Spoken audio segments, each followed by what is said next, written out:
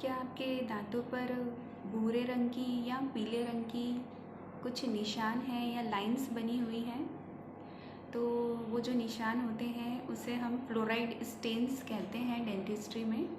ये तब होता है जब पानी में बहुत ज़्यादा फ्लोराइड होता है और हम पानी को फ़िल्टर नहीं करते हैं, हमारे घर पर कोई आरओ की सुविधा भी नहीं होती है, तो हम फ्लोराइड वाले पानी को ही हम पीते रहते हैं। तो बॉडी में फ्लोराइड की जो मात्रा होती है वो बहुत ज़्यादा हो जाती है, तो वो दांतों को धीरे धीरे ख़राब करने लगती है।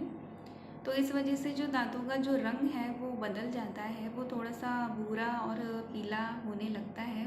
दांतों पर भूरे और पीले रंग की लाइंस बनने लगती हैं, जिसे हम फ्लोराइड स्टेन्स कहते हैं।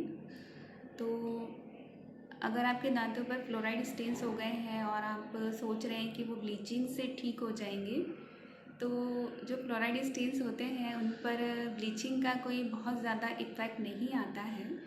आप पहले एक बार ब्लीचिंग करवा सकते हैं, पर अगर ब्लीचिंग से ज़्यादा इम्प्रूवमेंट नहीं आ रहा है तो देन हम उन पेशेंट्स को वीनियर्स एडवाइस करते हैं। पर कुछ पेशेंट्स ऐसे कहते हैं कि मैम अगर आप वीनियर्स लगाएंगे तो हमारा जो दांत होता है उसे आप बहुत ज़्यादा छोटा कर देंगे और फिर उसके ऊपर आप एक वीनियर्स लगाएंगे, क्योंकि वीनियर्स के बारे में लोगों को ज़्यादा पता नहीं होता है। उन्हें लगता है कि जैसे कैप होती है वैसे ही वीनियर्स होते हैं।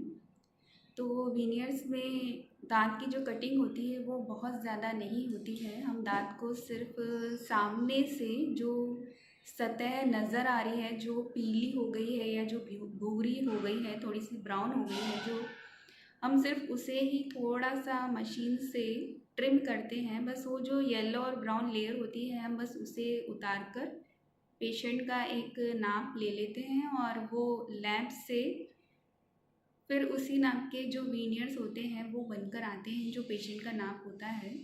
और जो वीनियर्स होते हैं वो सिर्फ सामने की जो सरफेस होती है दांत की उसे ही कवर करती है, वो पूरे दांत पर आगे से लेकर पीछे तक नहीं लगाई जाती है। आपने लेंस देखा होगा जो आँखों पर लगाते हैं, तो जो लेंस होता है वो भी जस्ट आप उससे उठाते हैं लिक्विड में से और उसे आप आँख पर लगा लेते हैं। तो वो सिर्फ आगे की जो सरफेस होती है उसे ही कवर करता है, ऐसा तो नहीं है कि वो पूरी की पूरी आई बॉल को ही कवर कर लेता है।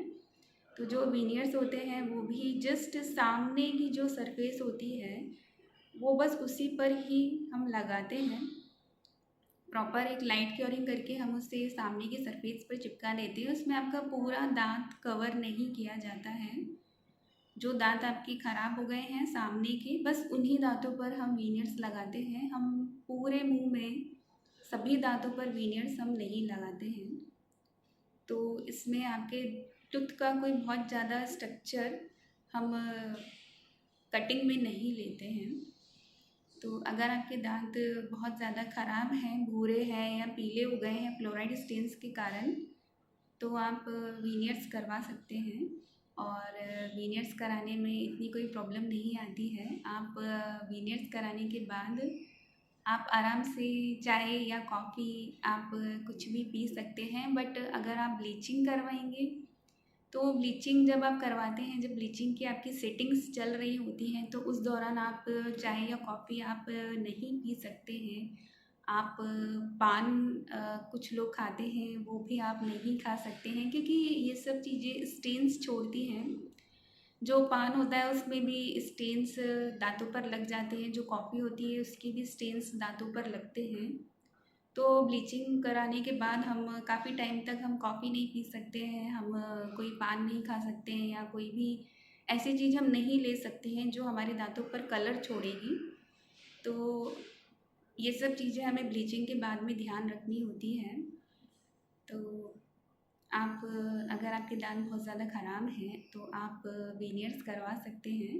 वीनियर्स का जो रिज़ल्ट है वो बहुत अच्छा रहता है और वीनियर्स काफ़ी टाइम तक आराम से चलते हैं।